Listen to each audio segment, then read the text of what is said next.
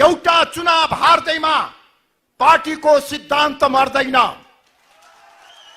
एउटा चुनावमा असफल हुँदैमा राष्ट्रिय प्रजातन्त्र पार्टी कमजोर भयो भन्ने हीन मानसिकता कसैले पनि राख्नु हुँदैन। राजनैतिक दलको आरोह अवरोह क्रममा हामीले देखेका छौं, कुनै बेला नेपाली कांग्रेस 2/3 बहुमत लिएर आएर राज्य सञ्चालन गर्दथ्यो भने गत निर्वाचनमा 23वटा ठाउँमा मात्रै नेपाली कांग्रेस निर्वाचित हुन पुग्यो। कुनै बेला झन्डै 2/3 बहुमत प्राप्त गरेको माओवादी अहिले खुम्चिँदा एउटा सानो पार्टीको रूपमा आइपुगेको छ। भारतमा हेर्ने हो भने 2 सिट भएको भारतीय जनता पार्टी कहिले 25, कहिले 20, कहिले 25 हुँदै अहिले आखिर 40-45 वर्ष पछाडि आएर झन्डै 2/3 बहुमतमा सरकारमा पुगेको छ। त्यसकारणले गर्दा राष्ट्रिय प्रजातन्त्र पार्टीको सफलता र असफलताको कथा एउटा चुनावबाट लेखिँदैन। हाम्रा केही कमी कमजोरीहरू भए, निर्वाचनको पूर्व सन्ध्यामा पार्टी विभाजित हुन पुग्यो। निर्वाचन चलिराखेको छ, पार्टी विभाजित भयो। नेपाली कांग्रेससँगको हाम्रो सहकार्यमा इमानदारीता भएन। 165 वटा संघीय निर्वाचन क्षेत्र मध्ये 5 वटामा मात्र उम्मेदवार उठाउनु र 160 वटामा उम्मेदवार खडा नगर्नु हाम्रो ठूलो गल्ती थियो। 330 क्षेत्र प्रदेश सभा निर्वाचन क्षेत्र मध्ये झन्डै 325 वटामा हामीले उम्मेदवार खडा नगर्नु अर्को भूल थियो। त्यति हुँदाहुँदै पनि तत्कालीन राप्रपाले झन्डै 2 लाख र राप्रपा संयुक्त र राप्रपा राष्ट्रवादी मिलाएर झन्डै 1 लाख भोट प्राप्त गरेको छ। त्यो दुईटा जोड्ने हो भने त त्यही बेलामा पनि त्यस्तो प्रतिकूल अवस्थामा पनि 3% सजिलैसँग पुगेको छ। अहिलेको आवश्यकता भनेको केवल केही 2-4 सिट बढाउने मात्र होइन, राप्रपालाई देशको अग्रणी शक्तिको रूपमा स्थापित गर्ने हो।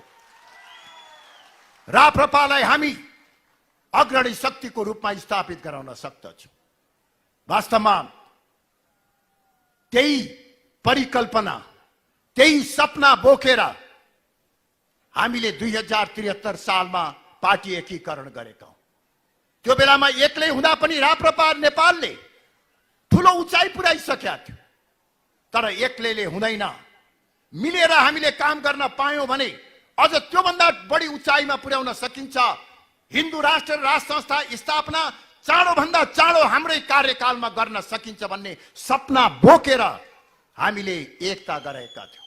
तर दुर्भाग्यवश एकता अडाएर राख्न सकेनौं र निरन्तर झन्डै 2-2.5 वर्षको मेहनत पछि कैयौं सम्झौता गरेर, केही त्याग गरेर, केही असहज व्यवस्था गरेर भए पनि आज फेरि पार्टी एक भएको छ। अब पार्टी एकता कहिल्यै नखल बनिने, अब भविष्यमा पार्टी कहिल्यै नटुक्र्याउने, टुक्रिन नदिने हामी 3 जनाले गीता छोएर कसम खाएका छौं। त्यसैले तपाईहरु ढुक्क हुनुहोस्। आदरणीय पशुपति शमशेर जबरा, डाक्टर प्रकाश चन्द्र लोहनी जो यो पार्टीका खम्बा हुनुहुन्छ, यो पार्टीका सम्पदा हुनुहुन्छ, उहाँहरूबाट विगतमा हामीले धेरै ठूलो महत्त्वपूर्ण योगदान प्राप्त गरेका छौं। अहिले निर्वाचन नलड्ने घोषणा गर्नु भएको छ, तर उहाँहरूको मार्गदर्शन, उहाँहरूको सक्रिय भूमिका आगामी केही वर्षसम्म रहन सक्दछ। म उहाँलाई आग्रह गर्न चाहन्छु, हामी एउटा फेरि अधुरो सपना बोकेर हिँडिराखेका छौं। हिजोको अधुरो काम पूरा गर्नको निमित्त पार्टी एक गरेका छौं। त्यो अधुरो काम र त्यो अधुरो सपना एक्लैले पूरा गर्न सक्ने भएको भए म फेरि पनि पार्टी एकता गर्दैन थिएँ।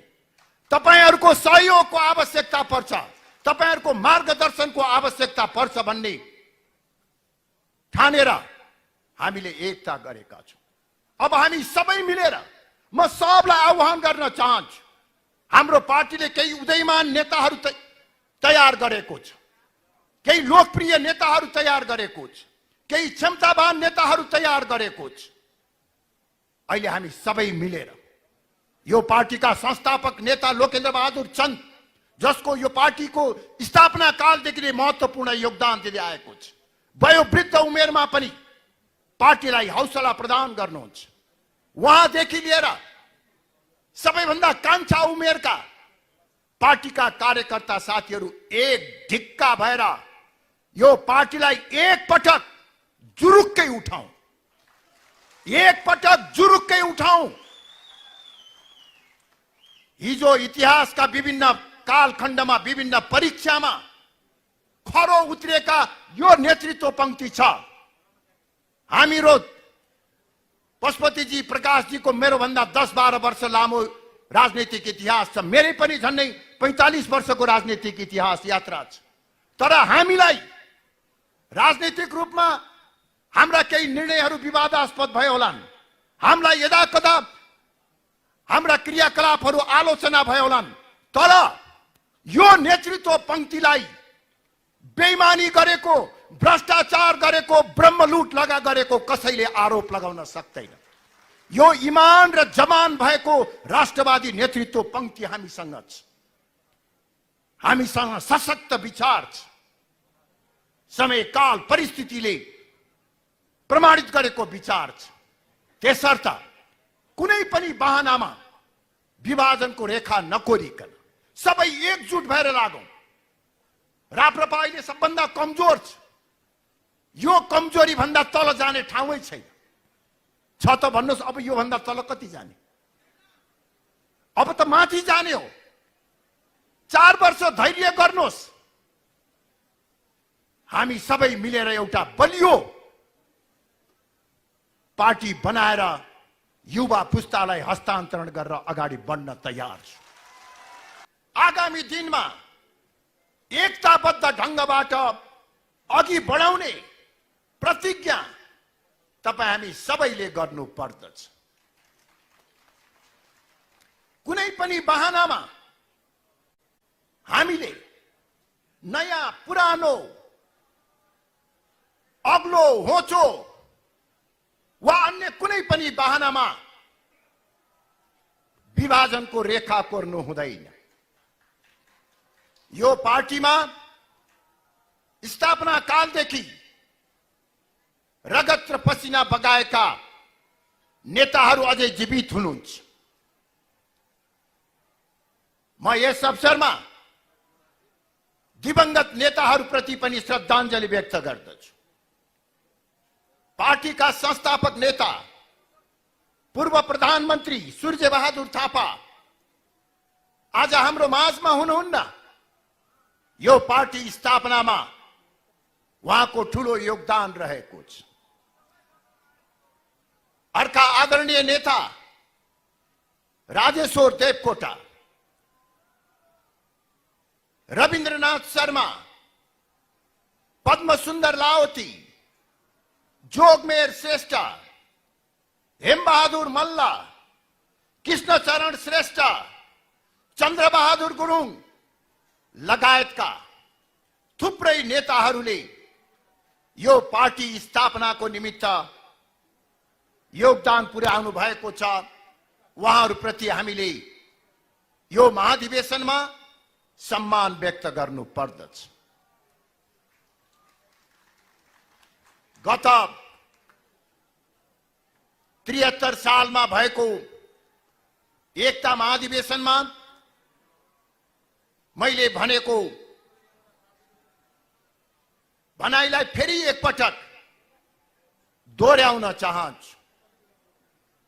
त्यस वखत मैले प्रजातन्त्रवादी नेता बीपी कोइरालाले लामो निर्वाचनपछि 2033 सालमा राष्ट्रिय मेलमिलापको नीति बोकेर आउँदा व्यक्त गर्नुभएको एउटा विचार उद्धरण गरेको थिए। जति बेला दक्षिण एशियामा राष्ट्रियतामाथि, स्वतन्त्र राष्ट्रहरूको अस्तित्वमाथि संकट देखा परिराखेको थियो। केही समय अगाडि मात्रै एउटा स्वतन्त्र राज्य सिक्किम विलय भएको थियो। पाकिस्तान भर्खरै विभाजित भएको थियो। त्यो अवस्थामा बीपी कोइरालाले नेपाल आएर भन्नुभयो, नेपालको अस्तित्व जोगाउनको निमित्त राजा र जनताको बीचमा एकता हुनु पर्दछ। उहाँले यो पनि भन्नुभयो, मेरो र राजाको गर्दन एकै ठाउँमा रहेको छ। राष्ट्रियता र प्रजातन्त्र सँगसँगै जानु पर्दछ। यही क्रममा उहाँले यो पनि भन्नुभयो, तत्कालीन अवस्थालाई दृष्टिगत गर्दै पञ्चहरू प्रजातन्त्रवादीसँग नझस्क, प्रजातन्त्रवादीहरू पञ्च र राजासँग नतर्स। अहिलेको विश्व परिवेश अझ बढी संकटपूर्ण हुँदै गइराखेको छ। नेपालकै राष्ट्रिय सन्दर्भमा को कुरा गर्ने हो भने बाह्य शक्तिको चलखेल र प्रभाव तीव्र रूपले बढेर गएको छ। विदेशीहरूको रणनीतिक प्रतिस्पर्धा स्थल नेपाल बन्न सक्ने खतरा देखा परिराखेको छ।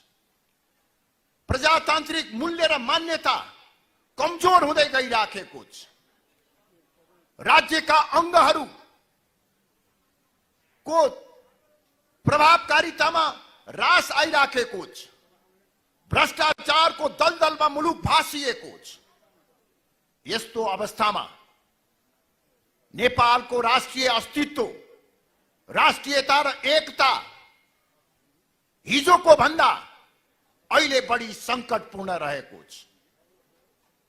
त्यसर्थ म भन्न चाहन्छु, विभिन्न राजनैतिक दलका नेताहरू हुनुभएको भए म उहाँहरूलाई सुनाउँथे, तर यो सञ्चार माध्यमबाट उहाँहरूको कानमा यो कुरा पुगोस् कि अहिले पनि देशलाई राष्ट्रिय मेलमिलापको आवश्यकता छ। राष्ट्रियता र प्रजातन्त्र एक ठाउँमा रहेको परिस्थिति निर्माण गर्नु परेको छ। त्यसर्थ अहिलेको सन्दर्भलाई दृष्टिगत गर्दै म भन्दछु, लोकतन्त्रवादीहरू राज संस्थासँग नतर्स। राज संस्था पक्षधरहरू लोकतन्त्रबाट नडराउ, नझस्क। अहिलेको आवश्यकता परिवर्तनकारी शक्ति र परिवर्तनकारी विचार, परम्परागत शक्ति र परम्परागत विचार को बीचमा सामञ्जस्यता र एकताको आवश्यकता छ। राजा र जनताको बीचको एकता, राष्ट्रियता र प्रजातन्त्र बीचको सामञ्जस्यता अहिलेको आवश्यकता हो र यो नै नेपालको राष्ट्रिय सुरक्षा र राष्ट्रिय अस्तित्वको ग्यारेन्टी हो।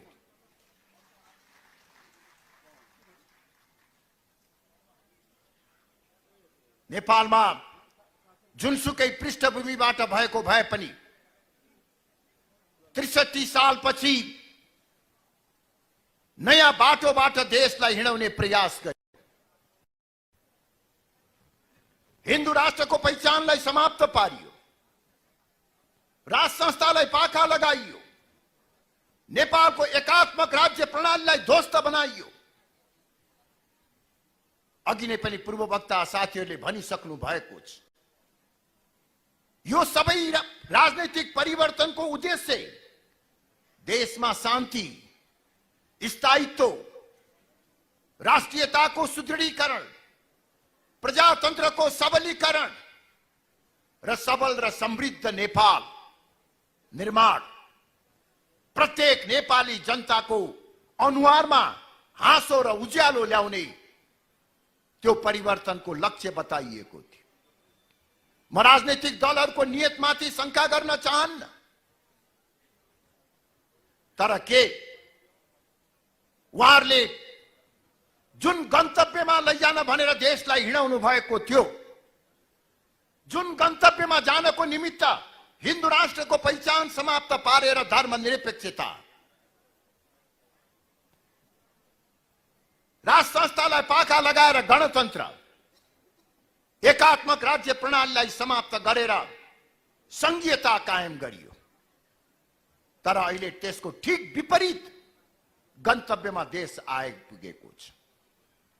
यो पृष्ठभूमिमा विगत 15 वर्षको देशको अवस्थालाई गम्भीर समीक्षा गरेर विगतका त्रुटि र कमी कमजोरीहरूलाई सच्याउने तर्फ धर्मनिरपेक्षता, गणतन्त्र र संघीयताको कार्यान्वयनका बारेमा समीक्षा गर्न, पुनर्विचार गर्न र सबै नेपाली अटाउने, नेपालको राष्ट्रियता बलियो हुने, प्रजातन्त्र सुदृढ हुने, नेपालको पहिचानको रक्षा हुने, नेपाली संस्करणको मौलिक प्रजातन्त्रको विकास गर्ने तर्फ ध्यान दिनको निमित्त म यो महाधिवेशनको हलबाट देशका प्रमुख राजनैतिक दलहरूमा विनम्रतापूर्वक आग्रह गर्न चाहन्छु। अघि एक पूर्ववक्ता मित्रले हामीलाई घुमाउरो पारामा केही सन्देशहरू दिनुभयो। राष्ट्रियताको पक्षमा राप्रपाको अडानको प्रशंसा गर्नुभयो, साथसाथै उहाँले भन्नुभयो तपाईहरू प्रतिगमनको वाहक नबन्नुहोस्, परिवर्तनको विरोध नगर्नुहोस्। म विभिन्न राजनीतिक दलका सम्मानित नेताहरू समक्ष यो सन्देश पुर्याउन चाहन्छु कि राप्रपा परिवर्तन विरोधी होइन। राप्रपा पुरानो व्यवस्थामा फर्कन खोजेको छैन। राप्रपाले खोजेको भनेको के हो भने सबै नेपाली अटाउने मौलिक प्रजातन्त्र,